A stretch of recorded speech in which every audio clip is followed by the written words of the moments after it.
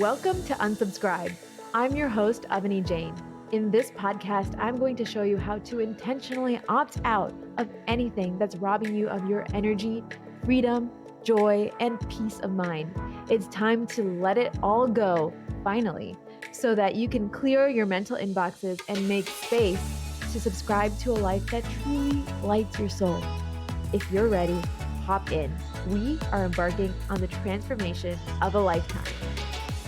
Hello, my friends. Welcome back to another episode of Unsubscribe. Today, we are talking about the hustle and what it's costing you. I'm so pumped to dive into this topic because I think it's a little bit of a controversial take. So we're going to get into it. And I want to start off by sharing a little bit of a conversation that I had with a friend. I'm going to share that, and then I'm going to share a story about the turning point when I realized the way I was hustling in my business was not worth it and what changed it all, like the exact moment that changed it all for me.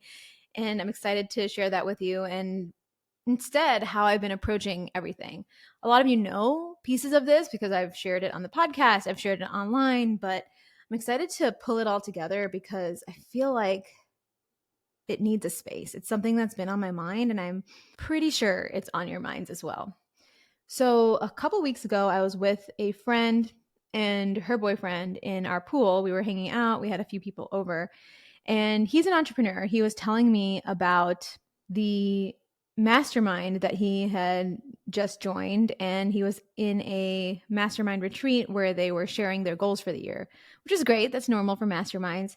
And they went around, shared their goals, they wrote those down, and then the person who was hosting the mastermind asked them to write down, what is not reaching this goal costing you? And this is a question I think a lot of us in the entrepreneurial space have heard. What is not reaching this costing you? What is not doing this thing costing you? But it was so interesting that moment he shared that question, I felt this like instant flip. And I blurted out to him. I would have asked him, the mastermind leader person, what is reaching this goal costing you? We talk about what is reaching this goal going to bring you or what is not reaching it going to cost you all the time. Like if I don't do this, then these things won't happen in my business or these things won't happen for me. But on the flip side, if I do this, what is the cost? Because there's always a cost. This is what they talk about as opportunity cost in economics. I remember I took Econ 101 in college because I was a business minor, and they talk about opportunity cost. Anything I do, any opportunity I take, any step that I take is going to cost me something. There's something I'm giving up in order to take that action or get that result. And so we often look at goals and think about where they're going to get us, which is wonderful. Like I love goal setting and goal getting. I love reaching big goals. It's so much fun, especially for the Enneagram 3 inside of me. I love achieving things. But something I've been looking at a lot lately is the flip side. What is achieving this or going for this and getting this done going to cost me?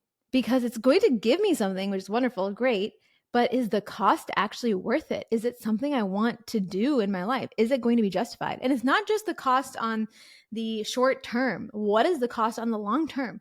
A lot of us don't realize, especially when we're in our 20s, when we're in our 30s, when we're young. I'm hustling, I'm not sleeping, I'm not taking care of myself, I'm doing this, I'm working really, really hard towards making this $1 million year or, have this $10 million launch or whatever it is that I'm doing.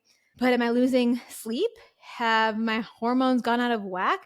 Am I always exhausted? Am I not taking care of my body? Am I not taking care of my mental health? Am I not taking care of my relationship or tending to my family that needs me if you have a family?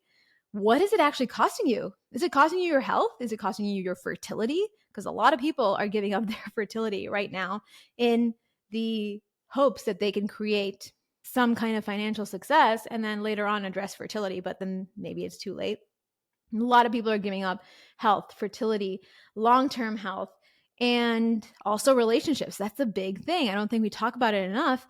When I'm working 12, 14, 16 hours per day, where does my relationship fit in? Especially if that person isn't working the same amount as I am, which is fine. I think we often go through different phases in our careers. Some people work more, some people work less. We might not always match up with our partners, But be conscious. That is a cost too. For me not spending time with my husband or my partner, whoever it is, that is also a cost. And the other thing is family members also could be a cost. Relationships like that could be a cost. Big friendships can be a cost because those are often just as impactful in your life as romantic relationships. So, what is this goal actually costing you? When we write down goals or big visions for our work, for our business, I highly recommend not just looking at what is it going to get us, but what do we have to give in order to get it? Where am I going to fit this in? If I have to work more, if I have to change the approach to something, if I have to hire more, spend more money, what am I giving up or what am I temporarily giving up in return for that result that I want, in return to take that action that I want? And we're not mindful enough about this.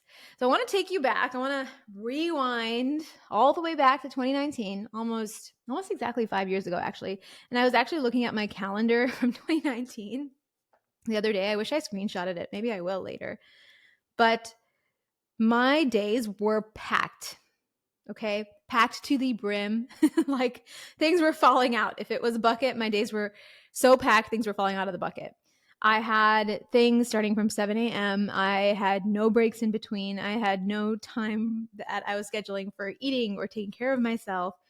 And I was often doing in-person meetings. I had Tuesdays and Thursdays, I think, that I had in-person meetings with clients because we had a lot of in-person Austin-based clients at that time.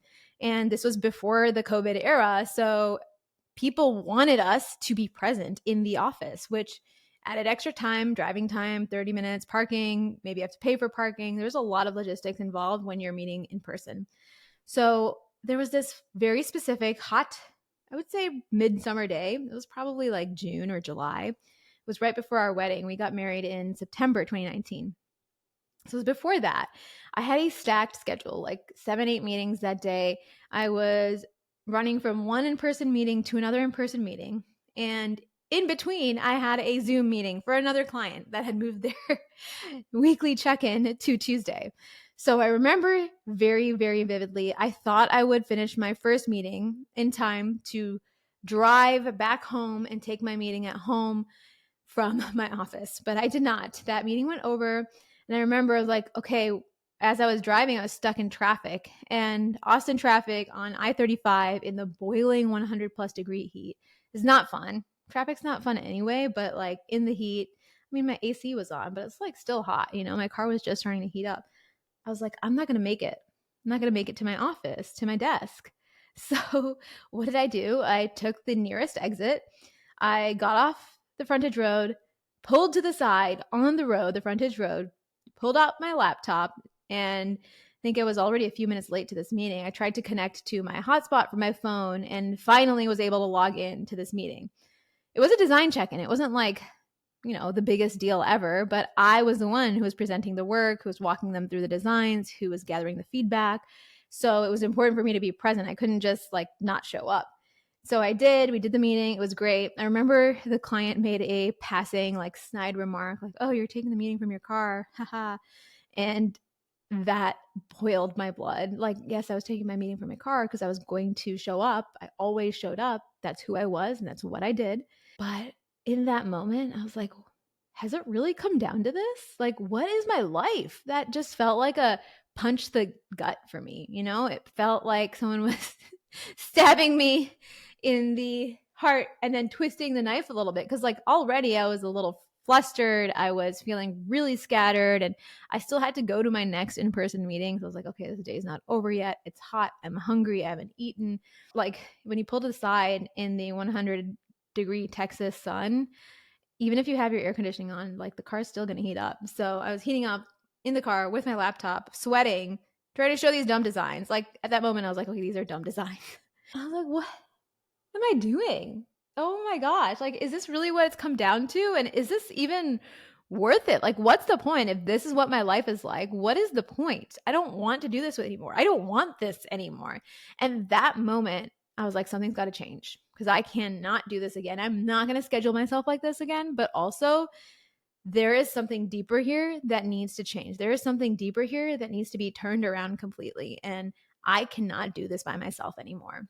I just cannot. And that was the moment I changed the way I looked at the hustle.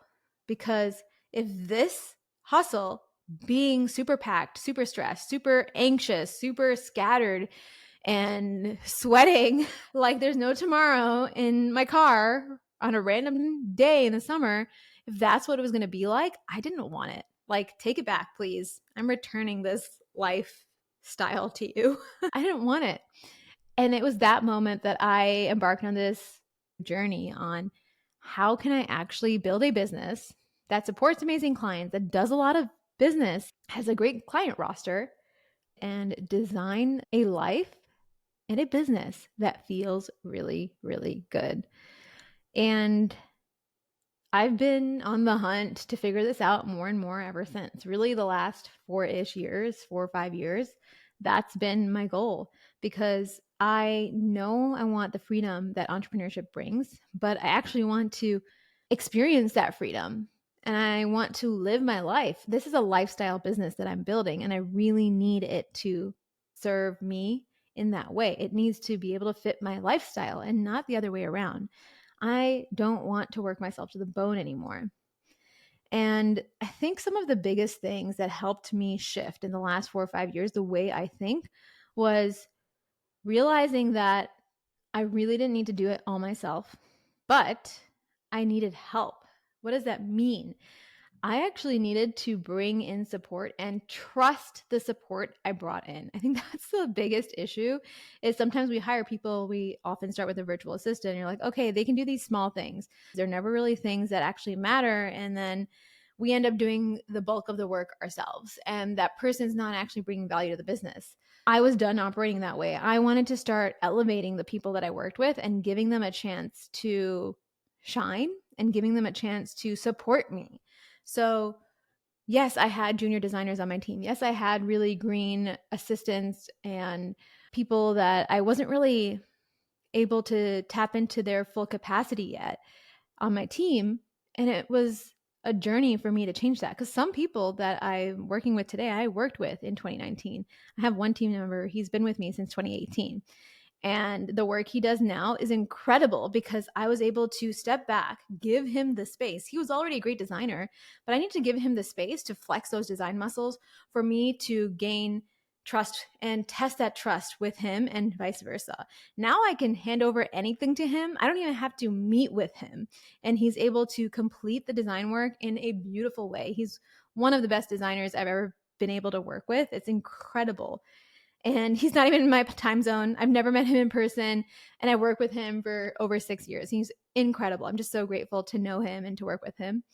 And I didn't really know what he could do back in 2019 because I wasn't giving him the space to do that. I wasn't giving him the trust to do that. And the same went for other team members that I was working with. I needed to literally let go of the reins. I needed to let go and I needed to relax and allow people to step up and step in. I think that's the biggest thing that changed. And I remember feeling really guilty, like, oh, I'm making them do all this work and oh, what'll they think of me? And am I not pulling my weight in the business as CEO? But actually, I'm the one who went out there, started a business, put my neck on the line, invested my money into the business, started the whole thing up. And now I'm giving them an opportunity to shine, actually. I'm giving them a chance to do what they want to do. They want to come in, have clients ready to go, do good work, and then leave for the day. We don't have an office, but log in, log out. And I get to provide what's difficult for them, which is new clients, finding new clients, writing proposals to new clients, selling new clients, setting them up, and having massive systems, project management system, sales system, onboarding systems, so that they can be supported and they can really reside in their zone of genius. That's what I'm providing for them. So the value that I'm creating is really different than the value that my team is bringing. And I'm making them actually excel at what they're good at. I'm giving them a chance to do that. And that's really cool. That's beautiful, in fact. Like, if we could only do what we're the best at and everyone comes together and brings a different piece of the puzzle together and we create this beautiful masterpiece every single day, how amazing is that? How beautiful is that? but it only starts with me or you, the leader, trusting others to do their job well. And this goes for people who don't run businesses too. Like if you are in corporate America and you have a team, you need to make space for your team to come in and test the waters, because how will they ever make you feel supported so that you can level up to higher value needle moving tasks in your company? Because that's the only way you're going to get promoted, you're going to get the director level position or the VP level position, is you're actually doing things that move the needle. You're actually doing things that bring money into the business. And when you do that, that's when you're noticed by the CEO. That's when you're noticed by the C-suite, the execs, the board, whoever it is. So the same philosophy applies to you, whether you're running a business or not. If you're in a workplace or a work situation, this can really be helpful. So that trust piece was kind of the biggest thing that I needed to get over. And I needed to trust others. I needed to make space for others and literally step out of the way. I needed to make openings and not just constantly be like, here's the task, but actually, I'm going to do it really quick because XYZ reason. Like you can't just take it back. You have to hand it over to them and you have to let them do it. And you have to let them do it wrong or make mistakes or do it poorly the first time, the second time, the third time, and give them feedback. The only way someone can step up and rise to the occasion is if you give them the chance to and you give them the feedback of what you actually need. I think sometimes we're scared to ask for what we need. So when I give a design task or a task to anybody, even not just on my team at my agency, but in my house, like I ask our assistant, hey, can you do X? She goes and does X. And she does her best. Like we're all going to try to do our best. I really believe that. Like everyone around me wants to do their best. And she comes back and I say, hey, this is really wonderful, but have we thought about what it's going to cost to renew this? Is there a warranty? Do we have to pay for them to come service the product? What is delivery fees like? How long is it going to take? And what are the reviews like? So I have all these other questions and I send her back to go get those answers. And I know that, the first few times that I might assign a type of work to somebody, they might not know the follow-up questions I'm going to ask, but we're going to do it anyway so that one, I get a chance to tell them, hey, these are all the other things I need to know. And then they can absorb that and know that for next time. And I'm not just taking that task from her and being like, oh, I'm going to go finish it up. I'll just figure out all this stuff by myself. I'll just figure it out. I feel like that was the line I would always go to when I received something that wasn't exactly what I needed. I would just be like, I'll just go figure it out. I'll figure it out by myself. I'll do it myself. What a way to give up your power. Like, I'll just do it myself. I'll just figure it out by myself. It's just not the way we need to be. So trusting others, allowing for openings, and actually giving them the freedom to do the thing and allowing them to get better and to support you in the way that you need. Oh my gosh. How many times do we get in the way of the people we're asking for help from? Probably always. So I wanted to share these pieces. I feel like I went on a little tangent here about calling and support, but I think it's just so important. And it really ties to episode 22, where I talk about widening the base of support. So if you haven't listened to that one yet, highly recommend. I think it's one of my favorite episodes I've recorded thus far. But I want to just end on a couple different notes. Number one, coming back to the heart of the topic, what is the hustle costing you? I realized that hot summer day that the hustle was costing me my sanity, my happiness, my well-being, probably a lot of other things, like probably my health too, and so much more. And I was tired of it. I just wanted another way to be. And over the last 5 years, I went on this journey. And one of the biggest things I've had to learn is trusting others. And of course, there's a huge identity shift that occurred. That's probably what took the longest. And maybe I'll have to talk about that in a different episode. The identity shift is like the number one thing. If you want to massively change the way your life works, the way your business works or operates, you probably need to make an up level in your identity. And that's going to be hard, or the hardest. It doesn't have to be hard. Like we can reframe that too. We can unsubscribe to that. But these are all the pieces that were the most impactful thing for me in shifting having a packed 8-meeting day to today, I might have 1, 2, 3 meetings, sometimes 4 meetings on my calendar, but it's only once a week. I have weeks that are typically 10 to 15 hours of work, sometimes less. Like last week, I took a few days off, so it was less, which is wonderful. It took me time to get here, but I want to share that this reality is possible. All it takes is one, realizing that it's possible, seeing other people in the world that are living this way. Two, realizing that you don't have to do it like others do. And asking yourself, what is the life that others live that I do want to live? And can I go learn from those people? So, like, there are some people having the reality you want, kind of, but not really. But do they have the full reality you want? I mean, they have the amazing business, but they also have a great life and the peace of mind. If that's what you want, go learn from them. Don't learn from the person that has an amazing business, but has broken relationships and a really terrible life outside of work, unless that's what you want. So, what I'm trying to say is learn from the people who have the lives that you want or you want to be like, and be really mindful of that. And know that there is always a flip side. There is always a cost both ways for a goal. What is the goal costing you? And what is the goal going to give you? If I reach that goal, what is it going to take? And what is it going to give? I'm leaving you with these questions. I hope this was an interesting episode at the least, or maybe even entertaining. And I hope you enjoyed hearing the story of my roadside meeting in the 100-degree heat. But maybe you had some takeaways as well. So I want to thank you, as always, for listening in, and I will see you in the next episode. Have a great day.